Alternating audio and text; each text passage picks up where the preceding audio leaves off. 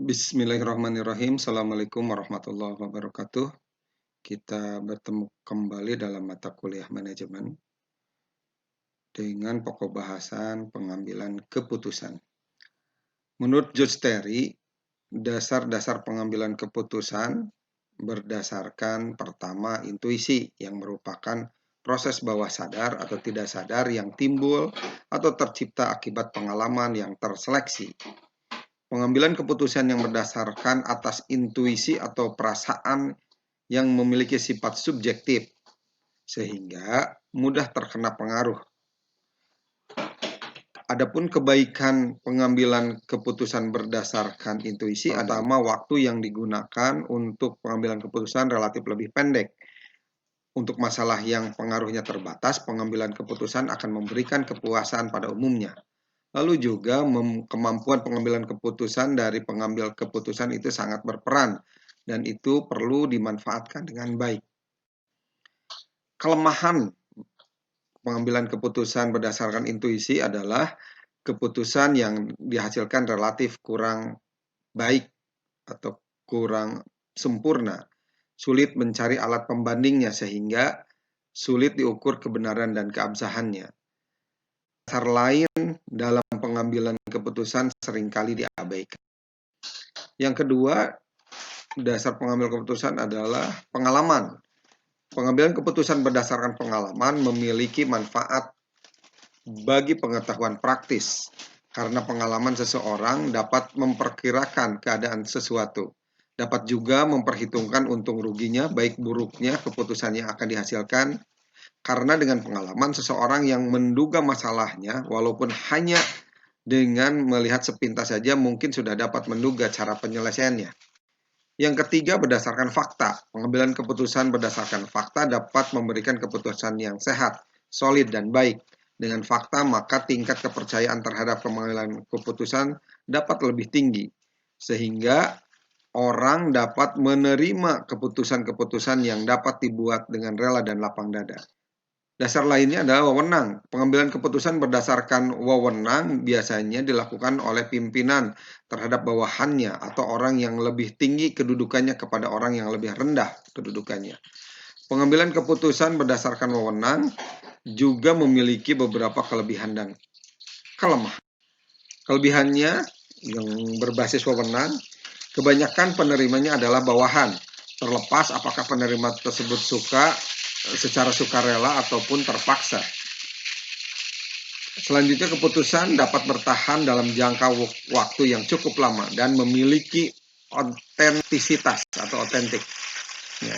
Pun kelemahannya dapat menimbulkan sifat rutinitas, mengasosiasikan dalam praktek yang lebih diktatorial, sering melewati permasalahan yang seharusnya dipecahkan, sehingga dapat menimbulkan kekaburan makna. Dasar selanjutnya, dasar pengambilan keputusan yang berbasis rasional. Keputusan yang dihasilkan bersifat objektif, logis, lebih transparan, lebih konsisten untuk memaksimumkan hasil atau nilai dalam batas kendala tertentu, sehingga dapat dikatakan mendekati kebenaran atau sesuai dengan apa yang diinginkan. Ada beberapa hal yang harus diperhatikan dalam pengambilan keputusan rasional, yaitu kejelasan masalah, orientasi tujuan, pengetahuan alternatif, dan preferensi yang jelas, serta hasil yang maksimal. Selanjutnya kita lihat faktor-faktor yang mempengaruhi pengambilan keputusan. Pertama, posisi atau kedudukan seseorang. Letak posisinya atau tingkatan posisinya. Lalu juga masalahnya, yang merupakan apa-apa yang menjadi penghalang untuk mencapai tujuan, di mana penyimpangan ini terjadi di luar dari yang diharapkan, di luar juga dari yang direncanakan dan dikehendaki, dan harus diselesaikan. Masalah tidak selalu dapat dikenal dengan segera. Ada yang memerlukan analisis, ada pula yang bahkan harus melakukan riset. Masalah dapat dibagi dalam dua jenis, masalah terstruktur dan masalah tidak terstruktur. Di sisi lain, pembagian masalah juga diformulasikan dalam dua konteks, yaitu masalah rutin dan masalah insidental. Faktor lainnya yang mempengaruhi keputusan adalah situasi. Keseluruhan faktor-faktor dalam keadaan yang berkaitan satu sama lain dan yang secara bersama-sama memancarkan pengaruh terhadap kita beserta apa yang hendak kita perbuat. Faktor-faktor tersebut dibedakan menjadi dua faktor, yaitu faktor yang konstan, yang selalu ada, dan faktor-faktor yang tidak konstan. Faktor yang mempengaruhi pengambilan keputusan lainnya adalah kondisi, yaitu keseluruhan dari faktor-faktor yang secara bersama-sama menentukan daya gerak, daya berbuat, atau kemampuan kita. Sebagian besar faktor-faktor tersebut merupakan sumber daya atau resources.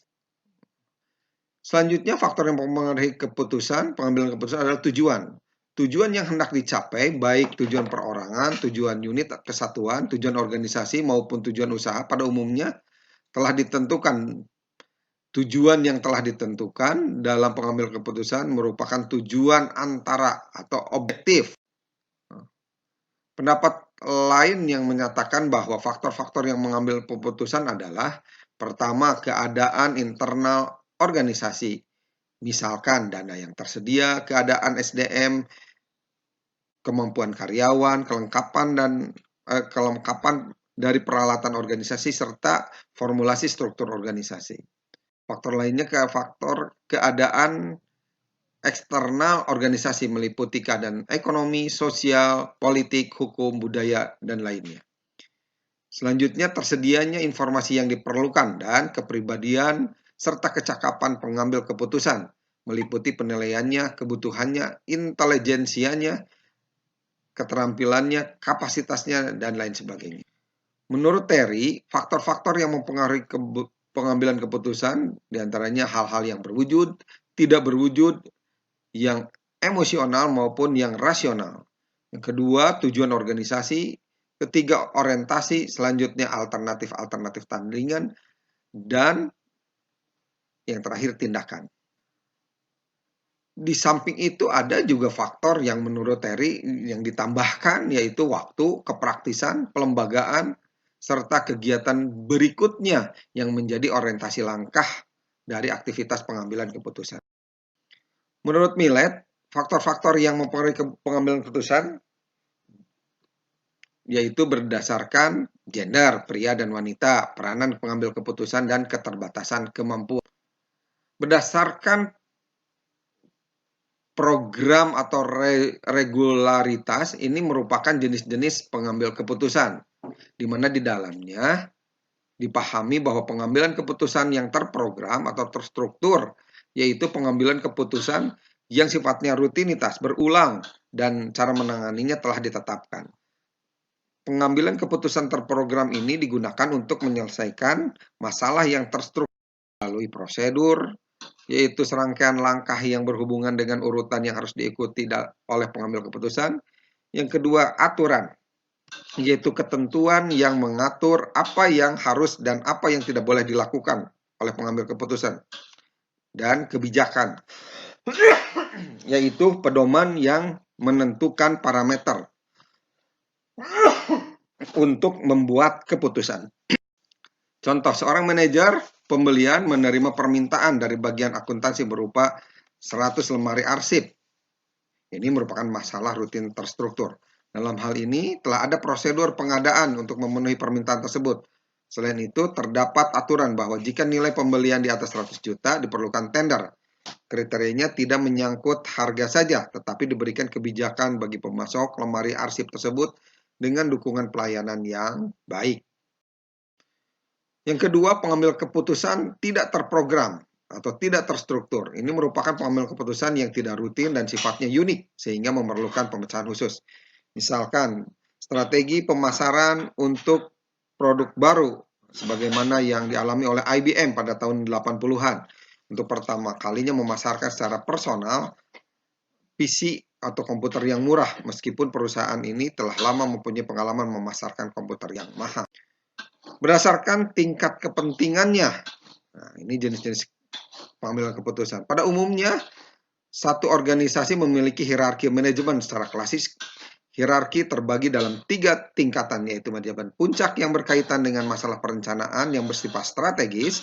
Pada manajemen puncak, keputusan diambil adalah keputusan strategis. Yang kedua, manajemen menengah, yang itu menangani permasalahan kontrol yang mengawasi sifat pekerjaan lebih banyak pada masalah administrasi. Pada manajemen menengah ini, keputusan yang diambil adalah keputusan administratif atau taktis. Keputusan ini adalah keputusan yang berkaitan dengan pengelolaan sumber daya. Manajemen operasional, yaitu berkaitan dengan kegiatan operasional, kegiatan operasi harian. Keputusan yang diambil pada manajemen operasional disebut keputusan operasional.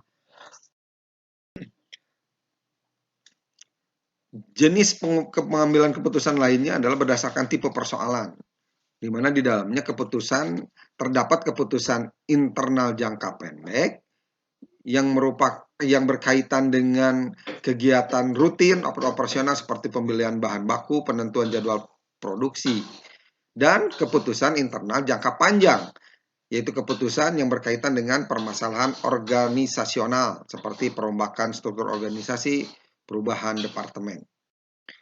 Yang ketiga, keputusan eksternal jangka pendek, yaitu keputusan yang berkaitan dengan semua persoalan yang berdampak pada lingkungan dalam rentang waktu yang relatif pendek, seperti mencari subkontraktor untuk satu permintaan khusus. Yang keempat, keputusan eksternal jangka panjang, yaitu keputusan yang berkaitan dengan semua persoalan yang menyangkut lingkungan dalam rentang waktu yang relatif panjang, seperti merger dengan perusahaan lain, dan ini bersifat strategis. Jenis pengambilan keputusan lainnya adalah berdasarkan lingkungannya. Pengambilan keputusan dalam kondisi pasti, yaitu pengambilan keputusan di mana terdapat atau berlangsung hal-hal sebagai berikut. Pertama, alternatif yang harus dipilih hanya memiliki satu konsekuensi. Ini berarti hasil dari setiap alternatif tindakan tersebut dapat ditentukan secara pasti. Yang kedua, keputusan yang diambil didukung oleh informasi atau data yang lengkap sehingga dapat diramalkan secara akurat hasil dari setiap tindakan yang dilakukan. Selanjutnya, dalam kondisi ini, pengambilan keputusan secara pasti mengetahui apa yang akan terjadi di masa yang akan datang. Yang keempat, biasanya selalu dihubungkan dengan keputusan yang menyangkut masalah rutin, karena kejadian tertentu di masa yang akan datang dijamin akan terjadi. Selanjutnya, yang terakhir, pengambilan keputusan seperti ini dapat ditemui dalam kasus atau model yang bersifat deterministik. Selain itu juga teknik penyelesaiannya atau pemecahannya biasanya menggunakan konsep. Misalkan konsep yang secara teknis dapat dilakukan, teknik program linier, model transportasi, model penugasan, model inventory, model antrian, dan model network. Pemahaman lainnya bahwa pengambilan keputusan dalam kondisi resiko adalah pengambilan keputusan di mana dimungkinkan terjadi hal-hal sebagai berikut, yaitu alternatif yang dipilih mengandung lebih dari satu kemungkinan hasil, lalu pengambilan keputusan memiliki lebih dari satu alternatif tindakan. Diasumsikan bahwa keputusan mengetahui peluang yang akan terjadi terhadap berbagai tindakan dan hasil. Lalu juga bicara resiko terjadi karena hasil pengumpulan keputusan tidak dapat diketahui dengan pasti walaupun diketahui nilai probabilitas. Selanjutnya, pada kondisi ini ada informasi atau data yang akan mendukung dalam membuat keputusan berupa besar atau nilai peluang terjadinya bermacam-macam keadaan. Teknik pemecahannya menggunakan konsep probabilitas seperti model keputusan probabilistik, model inventor probabilistik, dan model antrian probabilistik. Pengambilan keputusan dalam kondisi tidak pasti, yaitu pengambilan keputusan di mana tidak diketahui sama sekali hal jumlah atau kondisi yang mungkin timbul serta kemungkinan-kemungkinannya yang dapat muncul. Lalu juga pengambilan keputusan tidak dapat menentukan probabilitas terjadinya berbagai kondisi atas hasil yang. Pengambilan keputusan tidak mempunyai pengetahuan atau informasi lengkap mengenai peluang terjadinya bermacam-macam keadaan. hal yang akan diputuskan biasanya relatif belum pernah terjadi. Tingkat ketidakpastian keputusan semacam ini dapat dikurangi dengan mencari informasi yang lebih banyak, melakukan riset atau penelitian, menggunakan probabilitas secara subjektif. Selanjutnya, teknik pemecahannya adalah menggunakan beberapa metode atau kriteria, misalkan maksimisasi, metode maximax, atau metode Laplace, metode minimax, regret, atau juga metode relasivitas, dan dibantu dengan tabel payoff tabel, ya. Tabel hasil. Ini akan Anda pelajari di mata kuliah riset operasi nanti ya, di semester selanjutnya. Pengambilan keputusan dalam kondisi konflik adalah pengambilan keputusan di mana terjadi hal-hal sebagai berikut. Kepentingan dua atau lebih pengambil keputusan yang saling bertentangan dalam situasi persaingan. Lalu juga pengambilan keputusan saling bersaing. Pengambil keputusan saling bersaing dengan pengambil keputusan lain yang lebih rasional, tanggap dan bertujuan untuk memenangkan persaingan tersebut. Pengambil keputusan bertindak sebagai pemain dalam satu permainan dan teknik pemecahannya adalah menggunakan teori permainan. Demikian pembahasan kita dengan pokok bahasan pengambilan keputusan. Mudah-mudahan bermanfaat. Assalamualaikum warahmatullahi wabarakatuh.